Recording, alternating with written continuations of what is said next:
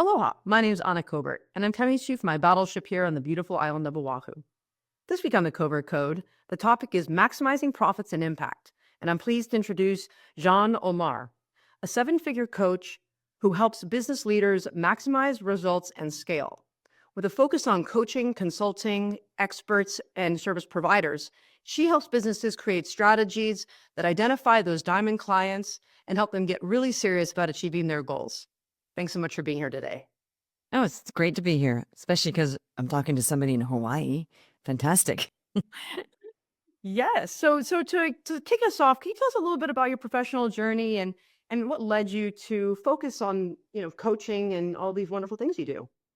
Well, it's funny that I sort of fell into it. I mean, I didn't fall into it. I slid into it. Um, I was doing other things and it just became like the only choice. So I was newly a solo parent in New York City and I had started a children's blog and it was quite successful, but I wasn't really making much money with it. But I thought, I really need to do something to support my children. And I thought, what can I do while I stay at home and I can't go get a job? And I thought, okay, coaching. I've always wanted to be a coach.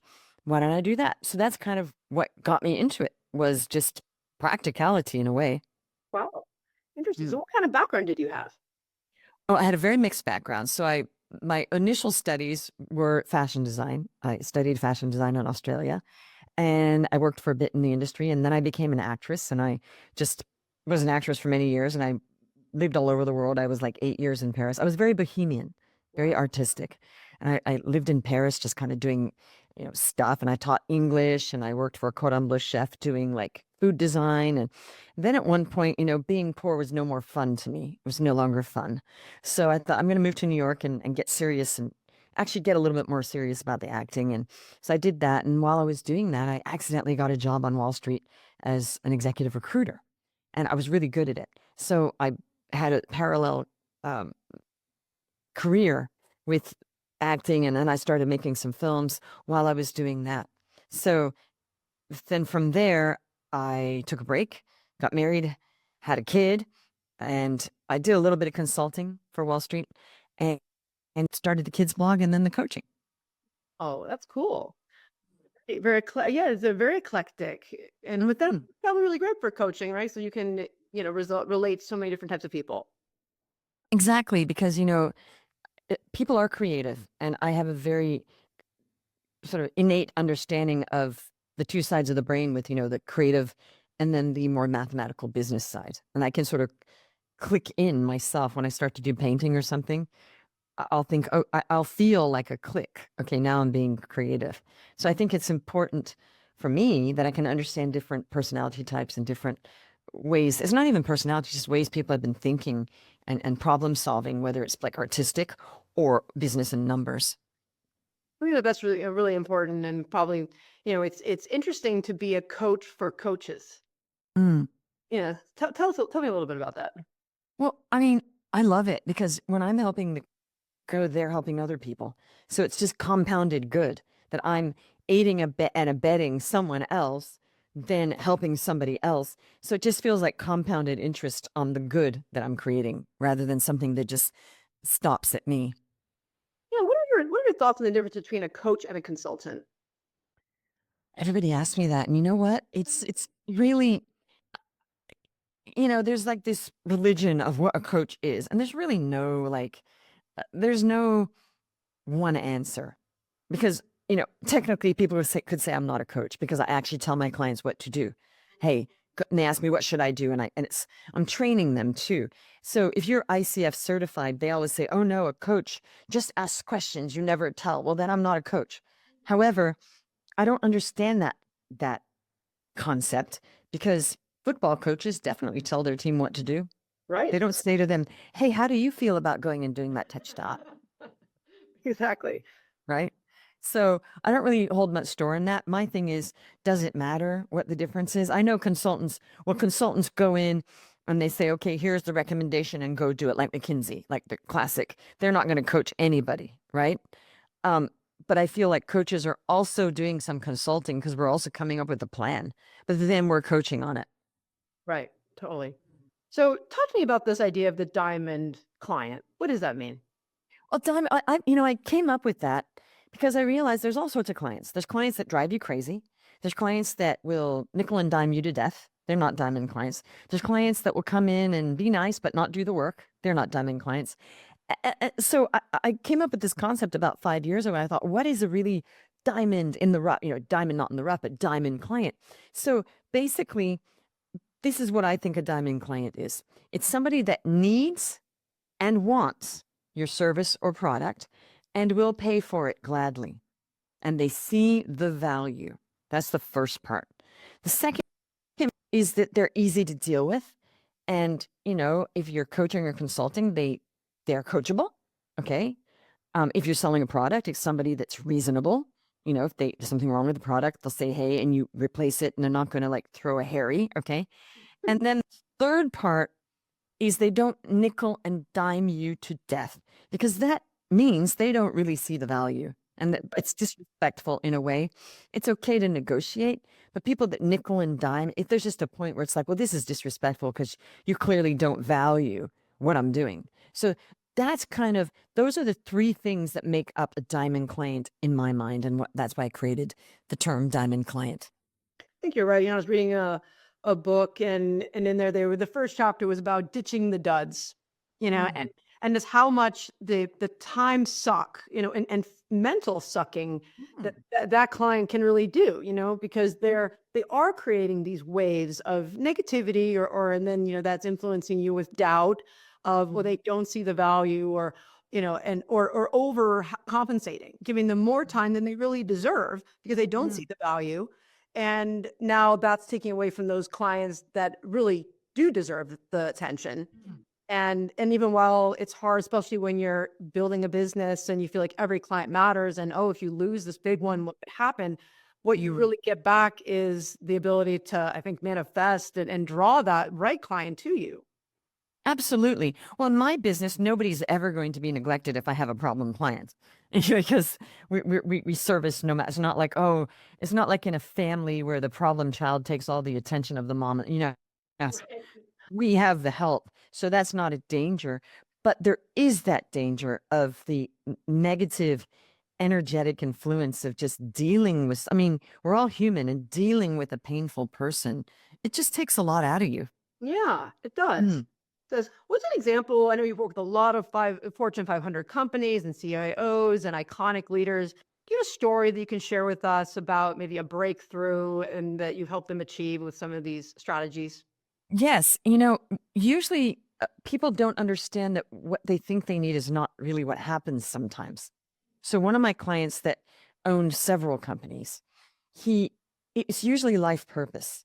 Okay. And he said, I really want to do this really ambitious project for like a type of like commune type living. Okay. And it was really, and I said, okay, let's go do this. And he was running two big companies as well. And what we got to was also, there was some stuff came up about his wife. And at the end of 6 months, even, he said, I did not realize all of this, and my life has completely changed. Wow. But going through what we were going through, because I realized that is not my mission to do this, building a huge project. He said, my heart's not in it. And he said, and you made me, by working with you, understand that I was just doing something for the sake of it. He said, that is not my purpose. He said, secondly, he said, you've made me realize that I am not really that supportive of my wife. She wants to be in politics. He said, she wants to be in politics. And it was like I was tolerating it. And he said, and I realized it was mere tolerating it. And he said, she really wants to go, she's running for office. And he said, I am at a point now where my relationship with my wife is never been because of you, because you made me realize that I was tolerating. Because I said to him at one point, sounds like you're tolerating her doing that. And he went, oh my goodness, you're right. And he wants to have a good relationship, and he does. But he said, I realized that mindset, letting her do it, and she had to sort of like in some ways be on tenterhooks or whatever. He said it just opened up our relationship, and we started talking about it. And he goes, I'm all in. And he's really supporting his wife, like with running for office. And he let go of a project. He said, my heart actually wasn't in it. And also, he said, I'm going to sell one of my companies because my heart's already not in that. So what we got to a point, he said, you've actually opened me up to a point where I'm actually thinking, what is my purpose? And that was only 6 months in. So a lot of different things happen where people are going for one thing, but then something else happens that's even better. Yeah. I think that it's true. I was just on another podcast with this another Forbes author, Chip Higgins, and he's talking about momentum, right? And how, and the physics of it, and how if you want to, create momentum, you actually have to work twice as hard, right? Or you put X amount of energy to get the momentum, right? And I think that you nailed it. It's if you don't have, if it's not the passion, it won't be sustainable because you need to work extra hard to get that momentum going. Well, you need to be emotionally connected Yes. to what you're doing. That's all. Yeah. So do you start off, what's your process when someone comes to you? Do you start with like a Q&A, or how do you dive in and find out what they might really not be seeing, but you see? Okay, so I have two markets. I just want to really be clear on the Okay. podcast with people. My bread and butter business is I work with coaches and consultants, and we have two different programs. One is 12 weeks and one is a year, and that's a group one-on-one hybrid. Okay, so that's that. And that process is different because they come in, they got on a first call with me, they're getting on group calls, they're getting as much one-on-one as they need, actually. And it's just that's how that happens. Okay. Now with the higher end people, I don't make them do a lot of homework because people don't have a lot of time. So they get a little, but it's really because you don't want to burden high level people with another thing to do. There's certain things have to be done, but it's not like a drudgery. It's more about we're working and they're realizing as we go. But my whole thing is I don't make them do a bunch of psychological tests because, some people think the disc is the best. And, of course I've done that. And something Myers-Briggs, and then there's the this, and then there's the Colby. I mean, how many tests can you have somebody do? Right? So I'm now done a complete turnaround. I don't make them do tests because they're all don't agree with each other, all these tests. Hey, right? And my thing now is simplicity. So really what it is getting to the core of what do you really want. And I don't mean like the first answer. It's usually not the first answer. It's deeper and deeper and deeper and working. And it's the process of what do they want. It's not like, hey, what do you want? Okay, we're going to work on that. Because as you're working with somebody, things get uncovered with this guy. His wants changed completely. And he said, I feel like a free man now. And I think that you're right, with the testing, and that's kind of not to kind of go back to the consultant versus coach kind of, but it's like what, you feel like almost something's wrong with you, right? That you have to, like, you're psychoanalyzing and there's something that you're going to discover, right? But really it's not that, we're evolving creatures, and life changes and we change, and we should change, or if we want an end result that's different than what we have now, then we have to change our personality, we have to change our feelings.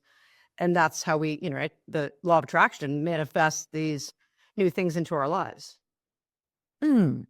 Yes, and it's not that simple, and it's not the same for everybody. Right. I think the key to all of this is finding our life purpose, because when we do, and it's more than one sometimes, there might be a family life purpose of, being a good mom. That's a life purpose, right? And then there might be a business one. And then there might be a spiritual one. Okay, so it's figuring out what your life purposes are, but there's usually one overriding one. But once you figure that out, it's just fueled. Your actions are fueled because you're emotionally connected. And the life purpose has to have an emotional connection of why is this your life purpose? And it's not a goal. People confuse goals with life purpose all the time. I used to too. I had a coach working with me on this, and he said, still a goal, still a goal, still a goal. So it is a process to take. Because when you say to somebody, oh, what's your life purpose? Oh, yeah, it's this. Usually it's not just a quick answer. It takes a while to come up with what your life purpose is. Would you share your life purpose with us? Yes, I will. My life purpose is to help as many people. I just got goosebumps when I started talking, so I know I'm emotionally connected. Is to help as many people on this earth to thrive while I'm alive. It's beautiful. I got goosebumps too. I can feel it. I can feel the passion. Yeah. Yeah, I love passion. And so, what do you see as one of the reasons why, I guess, people struggle, right, to find this purpose, and they're going through life, and are there some, key things that people, listeners can, like, tune in on and help themselves today? Yes. First of all, we're all just living our lives and we're coping. Okay. And I mean, well, let's think about it. There are many problems people have. There's health problems, there's relationship problems, there's children problems, there's putting food on the table problems, there's money problems, there's mold problems, you know, there's work problems. There's a lot that we have to deal with. Getting enough sleep, all of that, the health, etc. Um, so we're dealing with all that. And then everything, the routine, let's not underestimate doing dishes, doing laundry, cleaning, doing all of that, human self-care. Human beings have to fit all those things into their day and achieve, right? I've thought about that's like the framework. It's undeniable. Unless you're so wealthy, you do nothing around your house. Okay. Then that's good. That's taking the time off and you got these other things. But I mean, there should be zero blame, shame, or guilt. So I wasn't even at a point, and it's Maslow's hierarchy. People who are not making it cannot be thinking about life purpose. No, they need to get the oxygen mask on, right? So it's very hard to be thinking about life purpose when you are barely getting food on the table for your kids. Those are not people that are talking about life purpose. That's right. You can't. So you first have to get to a point where things are good enough that you're not in a state of complete anxiety about the day to day. Does that make sense? Yes. And a lot of people who are in complete anxiety about day to day, I see them trying to create this life purpose thing. And I'm like, no, no, no, no. A lot of artists do that. Like, they have no money, but I want to change the world. I'm like, yeah, but you need to get to a point where you're eating every day and you're paying your rent because there's no mind space. And a lot of artistic people do that. And they're just surviving and it's about survival, but they're trying to be the life purposey person and create impact. You can't. You cannot create impact unless you're Gandhi. But Gandhi, that was a choice. Gandhi went to the best universities in England, okay? So he chose to live that way, okay? Yes. That's a choice. It's not any other person that's barely eating, right? Right. So you've got to get that clear that if you're just in survival mode, not going to be easy for you to find a life purpose and go for it because then all these things every day are going to get in your way. Make sense? Yep. So you want to get yourself to a point where you're not just full of anxiety because the rent's not paid every day, every month. But once you get to a point where you're good, it's like, okay, I'm not in this complete state of anxiety because we got food, we got rent, and we're good. Okay, maybe not a billionaire, but we're not worrying all the time because when you're yeah, the thing is when I was not when I was deep debt, those were my concerns. I was not thinking about life purpose. I didn't have the luxury. I was like, how am I going to take care of my kids, do the single mom hustle, put food on the table, get a client, pay the rent, blah, blah, blah, blah, right? And fix the car that was breaking all the time. This was it. And take care of my kids' spirituality and schooling and me and take care of, get sleep. Do you think I had any room for life purpose? I did not. No. It was just when I started making more money and I thought, okay, I'm not worried. Now is my life purpose. And then I could go a little higher up on the rung and go, okay, now I'm going to work on this. It's a luxury, right? And that's when you can start taking a little time to really delve into it. And it took me a while. Like, what is my life purpose? And he's like, still a goal. And I thought, wait a minute, what am I emotionally connected to? I'm emotionally connected to people thriving. It really rocks my boat. I really want to help people to thrive, helping the coaches, helping the high level people. I'm trying to figure out some way of just helping everybody because AI is on the way. It's here. And it's going to affect a lot of people who are going to be on universal basic income. That is no way to live. How are we going to? I don't know what that is. Maybe I'll come up with some revolutionary new idea, or maybe I'll help the unbankable get bank accounts. I don't know, but I just want to figure out ways to help more people to thrive because I've been there not thriving and it's not a good place. No, it's not. I think, it makes me think. Recently, I've started doing some meditation, right? And I used to do it when I was in karate back when I was a child, but then stopped and always, always been someone who, a visualizer and manifester, but meditation wasn't something that I was doing, right? Until recently, in the last maybe 2 or 3 months, I've started to meditate daily and have found so much peace in that. But it's a luxury. right? Or at least it feels like a luxury, right? That when because when second you wake up in the morning and you just want to get right into all these things, this list of things Mhm, that you have to do, the mhm, take the child to school or whatnot. mhm. But I think what they say is true that if you're feeling stressed, you need to meditate twice as long as if you're feeling peaceful, right? But it's even harder to do it when you're Yes, stressed. it is so hard. Yeah, Yeah. but even that, like, 10 minutes of just, like, taking the time to quiet your mind and to, like, breathe, I found it to be, like, revolutionary change for Oh, yeah. I mean, I yeah. should meditate every day, and sometimes I do, sometimes I don't, but I do the visualization, which is kind of a meditation. Yeah, Mm. it is. So, um, I guess, what do you think has been the most when you have so many things you already shared with us, what has been the most rewarding part of this journey for you? It really has been that we've helped about 500 coaches and consultants at this point. It's just giving people tools to thrive, to giving people tools to be able to go out and it's high ticket. So to go out and get clients that are paying them thousands of dollars and they didn't know how to do that before, and and they were frustrated and now they're not, and they now have a way forward. I mean, that's life changing for me that we've helped orchestrate that, and that means something. We helped a lot of people during COVID as well. Yeah, because there was nothing but online. Because we teach online organic social media marketing, no ads. Okay. And ads don't work for coaches now. And, that and people have, been crying to me. Oh my gosh, thank you, Jeanne. I'm so grateful because we were, I was worried. What was I going to do? Blah, blah, blah. So it's just to hear that, I feel like, wow, I've done something good in my life. Yeah. I had a similar actually, that's what prompted me to write the book that I released with Forbes last year about, digital marketing. And it was just that. I had clients crying to me on the phone, and I had to do something. For me, one of my passions is fairness.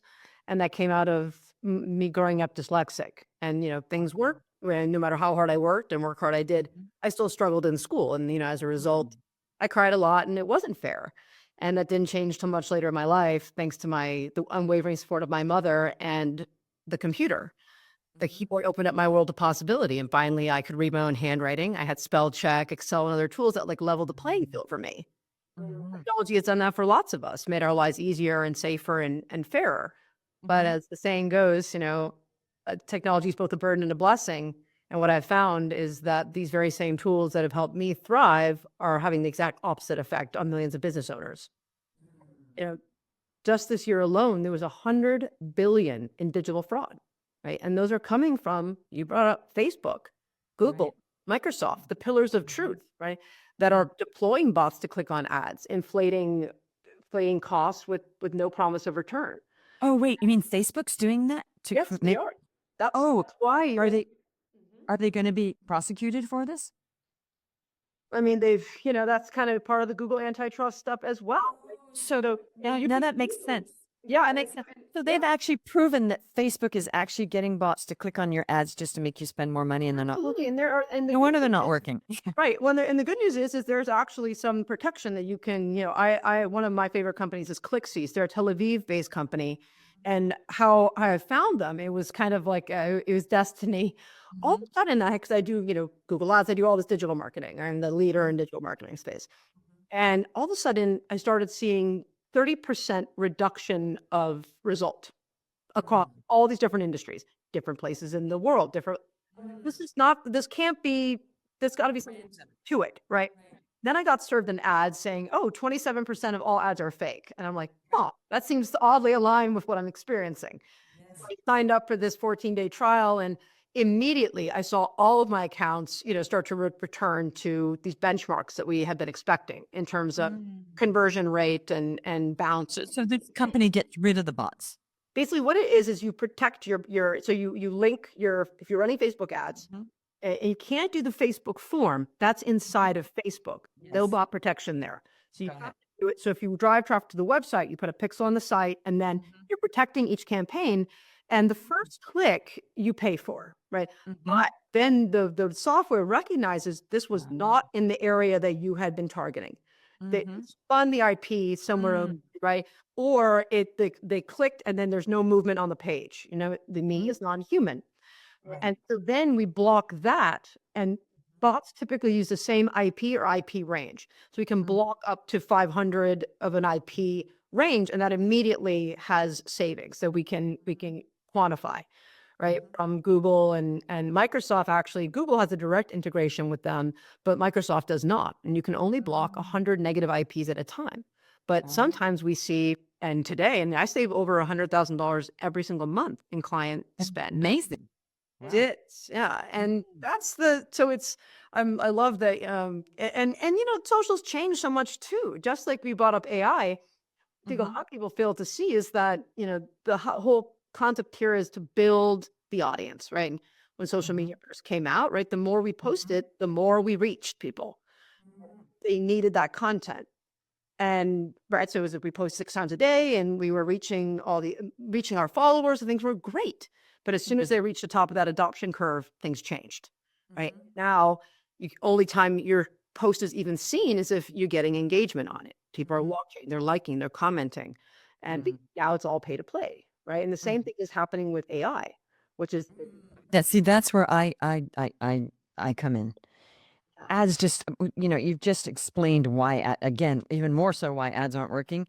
But there is also the malaise of people that have seen the same thing over and over again. There's that. But that's where organic marketing still is working. It is still working as well as and I thought it would stop working. But the fact that ads are working less well is making the organic shine even more. absolutely. And if you use those networks and you're doing it, you're building that audience, right? And that's what it is. That's bulletproof for the algorithm. Is how it works is based off of engagement. And if you have an active audience and they are liking your content and watching it and commenting it, that gets shown more. I'm going to shock you again. I can help my clients get clients. We were just talking about that today. I don't even focus on engagement. It's all about engagement. I was just saying it's not all about engagement. It's about other stuff. And I've done tests where I haven't even posted content and I've gotten clients. So tell me more. Just by conversation. It's a meaning or you mean you post something on social media marketing. And most of the clients we've ever got, of course, the engagement can go. I don't worry too much about engagement because it can go up and down, blah, blah, blah, and they can do whatever they want, but I can still get clients because what really is important is human conversation. Yes. I'm talking to people and the messaging of starting conversations with people. That's what works the best. And then you don't even, then you're not like counting on the engagement. Does that make sense? So you're doing more direct messaging? Is that how people are direct messaging with content? But we don't worry. We don't sit around going, "Oh, how did I do, Mom?" Like no matter what. And I tested LinkedIn with no content on purpose, just messaging. I'm still getting clients. They didn't even care I had no posts at all. Obviously, content does help. You're creating that connection, right? And Create a connection. Yeah. No, and the fact that I was an executive recruiter and I was an actress for many years, it's all about communication. It's about the conversation. Same way as with advertising. Remember that show Mad Men? Yes. I had to stop watching it because it would stress me out because I'd be like, oh gosh, thinking about my own agency. But I loved it. Well, the thing is, it's based on a real character, okay? And what was really interesting about that, it was all based around his idea, which he did talk about in the show, which was, it's all conversation. If you don't like what's being said, change the conversation. That's advertising.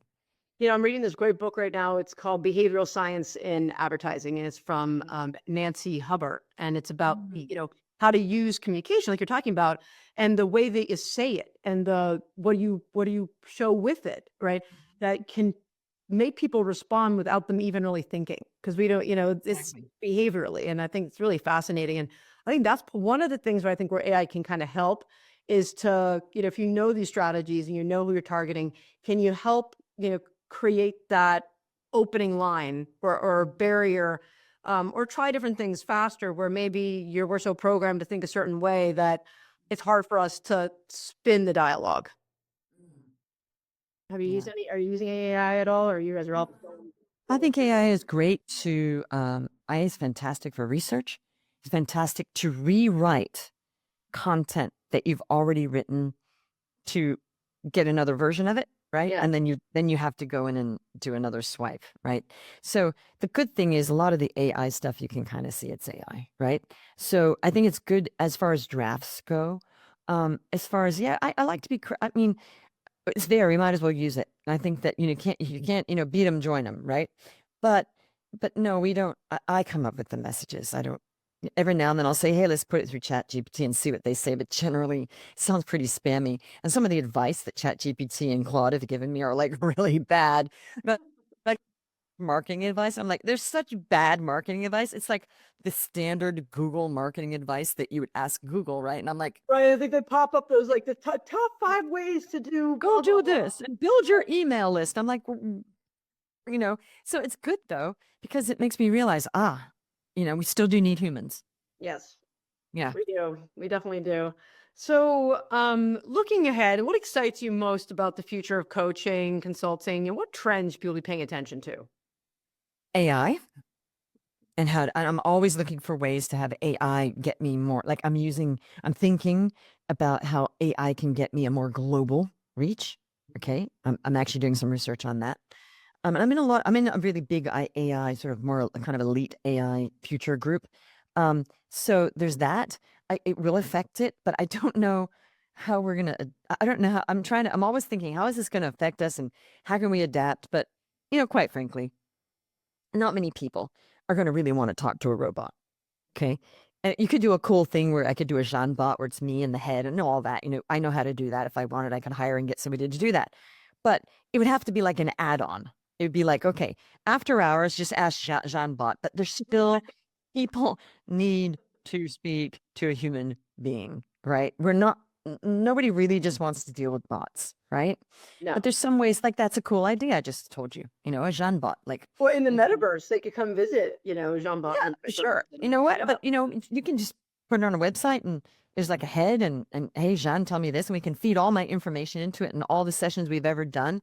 Just feed it all in. And there's certain ones where you can even feed videos in and it will just analyze it all, right? It's getting better.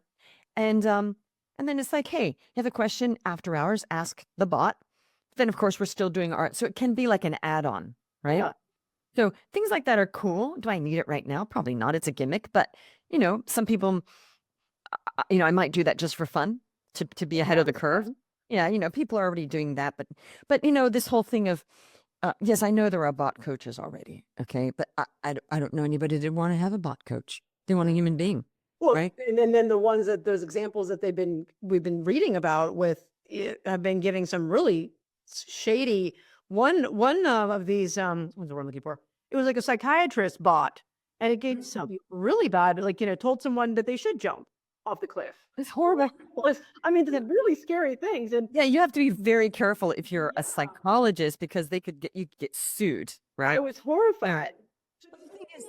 Technology for all of your is there any proprietary software, or like when people sign up to be is there any kind of tools that you're helping them with? I have a CRM that I have fashioned to be more for coaches because there were none that were specifically for coaches. It's called Genius Client System because people do struggle with tech. And what I've done is I have added a human being to that. We have a tech coach that people can get on a call with, a Zoom call whenever they want, included with the CRM because people struggle. It's great to go buy stuff, but if you don't know how to use it, then you're just going to be frustrated. So I added the tech coach that people can book calls and they can build their website in there and Does it go high level based? Sorry? Does it go high level based? It is go high level based. That's my favorite. I do a lot of and better because we added feminine themes, we added coachy themes. I added like 65,000 pieces of content. We added a training site within it of how to use it because Go High Level doesn't have a lot of training. And then I hired. So we've made it better for coaches. Yeah. Yeah. No, I'm a big fan of Go High Level, and just the fairness of the platform as well. And you pay for what you use, and you're not being gated or Exactly. yeah, That's a good company. yeah. Yeah. And they're also going to be competing with schools soon. I don't know if you know that. No, I didn't. Yeah, they're going to start their own kind of like school type thing. So, what's his name's going to have a run for his money. Interesting. Yeah. So do you it sounds like have you thought of writing a book? It's so funny. Do you know how many times people, if I had $1 for every time somebody, not a penny, but if I had $10 for every time somebody asked me, I'd be a billionaire. You know what? I've never been, I don't want to just write a book. And to me, if I'm not going to write a book that has something different to say, then why add to the noise just because I don't really have that burning ambition to have my name on a cover because I kind of don't care about fame. Like I know some people are dying to get their name on a book but so many people are writing books and now with AI everybody's going to write a book. So for me to write a book it would have to be like an elongated ebook on marketing where it's not that serious, or it would have to be an actual serious book where I feel like I'm saying something different or I'm changing, or I'm changing the conversation or, the fact that it has a bit of my life story makes it a bit different, of course. But, I read a lot and I do a lot of Audible. And quite frankly, I don't know if I have anything new to say. There's so much out there, but I mean, you know what I mean? So it's like, why? Because I want a lead gen? I don't know. I don't do things just because I need a lead gen thing, like I'd have to have I'd have to have a real purpose with that to make me finish the book. Does that make sense? Yeah, it does. And also it takes away from what you're doing already. It's definitely on brand for what I'm hearing. It takes time, It sure does. Yeah, I'm working on my second one about the solar industry, and yeah, for me, it was right there with you. Like it had to be so much knowledge that needed to be shared, the know all the Yes. sharing that I was like, okay, like I have to do this because That's different. You I are have to. compelled. Yeah, I am not yeah, feeling compelled. And one day, if I do, sure, I'll write the book or I'll get a ghostwriter to help me. yeah. Well, if you need a great ghostwriter, I wrote my own book, but I know my book Mm. coach was amazing, and she's helped lots of people write Mhm. their books. So if you ever change your mind and you feel the bug, let me know. And then you got to come back on the podcast and tell us all about it. Sure. I just, again, and I know nobody talks like this, but I do. Do I really want to put a banal book out there just because I want my name on a book? And nobody talks about that. It's like, oh, you have to write a book. And I think we got to be real that if it's not a book that is actually adding to the conversation in a different way, where it's not the same book. And, a lot of people do a lot of research and they're researching all the different books and then they're doing an amalgam of, whatever. Now, a book that I could write would be a book on other people's stories. Get it? Let's Soup for the Soul. Was that Yep. it? Yeah. Yeah. That was about other people. Now that I could get behind because it's not about me. I don't think I'm that Or even, I important. mean, I'm just looking at your background, and I had a thought like a children's books about purpose and some of these things. You got taking care of yourself and like the Maslow hierarchy of need and kind of things like that. Because I think it really starts me. You said you're a parent, and my daughter's 10 and a half, and I always think about how can I create this experience for her, right? Then she, just like my mom did for me, that like I could be anything that I wanted to be. And I didn't have to be afraid that like, I couldn't read out loud or, these other things that were kind of it could have gone very differently for me, right? But I had that. Absolutely. Yeah. I could do that, but when you said that, I thought, oh, like, and I thought, oh, okay. So, and that's the thing, and I think it needs to be said instead of just all the, you got to write a book, and we hear this all the time. You got to write a book. You got to have a podcast. Well, I do have a podcast, but I took a long time to figure out why do I want the podcast, what is this about, and am I passionate? So I did, and it's easy to do. Of course, I have help with it, but it's not a drudgery. It just gets done. It's not painful. I love it, and I'm like, great, that was really good because that's the pod, because I'm just fit it in.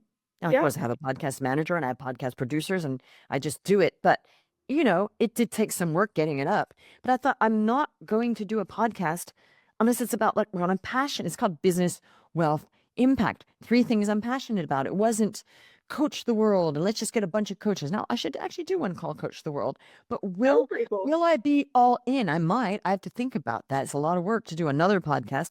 I've been thinking about that. I thought, do I need a second podcast? It could be really helpful because people just can hear a bunch of coaches helping coach on the show. Could be really an amazing podcast. Yeah. But do I want to do another podcast? I don't know. I have to think about that. But I think we have to always think it's going to be a lot of work. Yes. You have to be all in before you start a podcast and before you start writing a book, because then you got to write it. And then once it's written, you've got to publish it yourself, probably. It's a And lot of work. You were yeah, 100% or give it right. away for free. And then it's like you got a bunch of books and you wrote a book and it's like, hey, I have a book too. Me too.